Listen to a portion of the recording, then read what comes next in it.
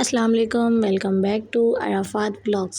आज का जो व्लॉग है ना मतलब वो थोड़ा सा मज़े का भी है और थोड़ा सा टेंशन वाला भी है। तो पहले तो मैं आप लोग को ये बताती हूँ कि हम लोग सुबह-सुबह जहाँ का रहे थे, हम लोग जा रहे थे हाशमानी हॉस्पिटल मम्मी के आई चेकअप के लिए, क्योंकि उनकी एक आँख में जो है ना वाइट मोतिया है और इस वजह से डॉक्टर ने कहा है कि इसका ऑपरेशन हमें जल्दी करना पड़ेगा। और ये करते कराते भी हमें काफ़ी लेट ही हो गया है तकरीबन। कहाँ हमने बड़ी ईद से पहले ही करवाना था और अब कहाँ अब करवा रहे हैं। खैर जो अल्लाह ने वक्त लिखा हो उसी वक्त पे सब कुछ होता है, हम कुछ नहीं कर सकते इसमें। सो जी यहाँ पर मैं आई थी मम्मी की ब्लड टेस्ट जो थी करवाई हुई थी उनकी रिपोर्ट्स कलेक्ट करने, और यहाँ पर इतना कोई रश था इंतहा वाला, इतना मतलब रश भी नहीं था लेकिन टाइम बहुत लग रहा था। और मैं यहाँ पे जैसे जैसे करके रिसिप्ट बनवा कर पेमेंट करके मैं आके बैठी हुई थी और फिर मैं ये वीडियो बना रही थी। और यहाँ पर जो है ना मैं मम्मी से यही बातें कर रही थी कि बताएं कि कहाँ जाना है कहाँ नहीं जाना है, क्योंकि इधर फ़र्स्ट टाइम आए थे हम लोग, हमें कोई इतना आइडिया नहीं था कि कैसे करना है क्या करना है किधर जाना है, लेकिन हो जाता है जब सर पे बढ़े तो सब कुछ ही हो जाता है। सो खैर वहाँ पर गाइड करने के लिए उनका स्टाफ़ था और जो भी था वो स्टाफ़ गाइड कर रहा था कि आप लोग यहाँ से पर्ची बनवा लो, यहाँ चले जाओ, इसमें कोई इतना इशू नहीं था। और मैं थोड़ी सी नर्वस थी क्योंकि मैं फ़र्स्ट टाइम गई थी ऐसे कामों के लिए, वरना साइमा आपी होती हैं वो लेकर जाती हैं अम्मी को चेकअप के लिए, तो इस बार वो नहीं थी तो फिर मैंने ही जाना था।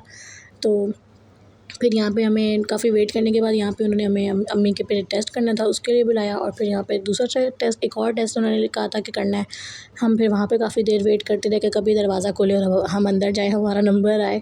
फिर यहाँ और फाइनली 10-15 मिनट वेट के बाद अम्मी का भी नंबर आया, तो उन्होंने फिर अम्मी से भी यहाँ पे काफ़ी सारी मतलब बातचीत की कि आपको कोई मसला है, बीपी शुगर ये सब चीज़ें हैं क्या। अम्मी उनको यहाँ पे सारी डिटेल देते हुए कि हाँ जी ये है तो वो है, ये वाली मेडिसिन खा रही हूँ इसलिए। और जब वो यहाँ पे बोर्ड पर मम्मी से पूछ रहे थे कि आप इसका हमें बताएं अल्फ़ाबेट किस तरफ जा रहा है क्या सीन है, जब वो ग्लासेस लगा के चेक करते हैं तो मम्मी यहाँ पे ऐसे नर्वस हो रही थी कि जैसे उनका इंग्लिश का पेपर चल रहा। और वाकई मम्मी को देख के मेरे को समझ आ रहा था कि मैं नर्वस क्यों होती हूँ एग्ज़ाम में, क्योंकि मैं अपनी मम्मी पे गई हूँ।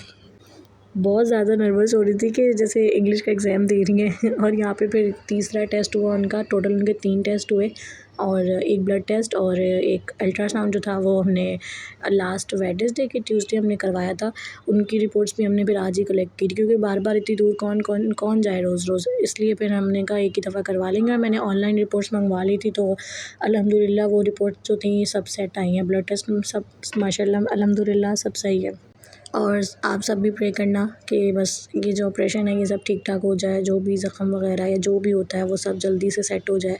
और यहाँ पे फिर उन्होंने मम्मी की आंखों में आई ड्रॉप वगैरह डाले, एक बार तो ये डाला, फिर एक और इसकी सेकंड वीडियो भी है, एक बार तब डाला। और यहाँ पर मैं अम्मी से मस्तियाँ करते हुए मैं अम्मी से कही थी कि अगर अभी स्नैन होता ना हमारे साथ तो उसने कहना अम्मी कहाँ हुआ, अम्मी कहाँ हुआ, अम्मी रो रही है, फ़ात अम्मी रो रही है।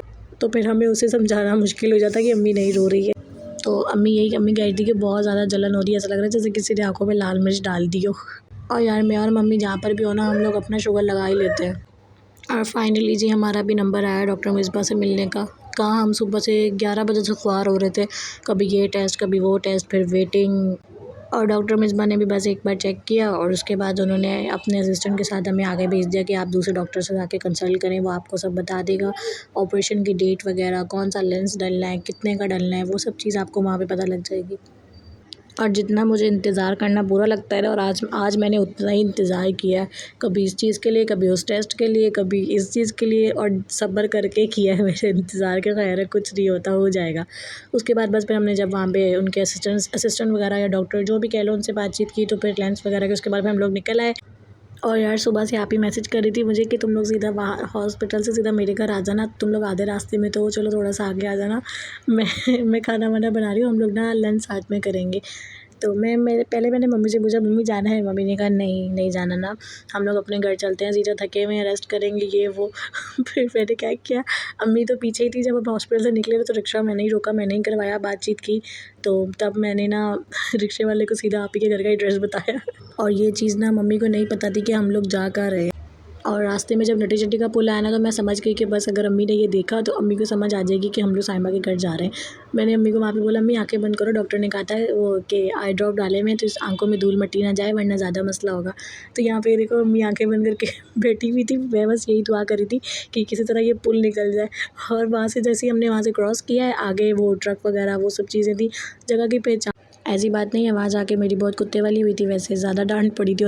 और बस वहाँ पे फिर अम्मी बरीरा और स्टैंड से मिलने के बाद खुश हो गई और उनका गुस्सा भी थोड़ा कम हो गया और ठंडा हो गया। सो खैर अल्लाह हाफ़िज़। बस आज का दिन हमारा ऐसे ही गुजरा। Bye bye.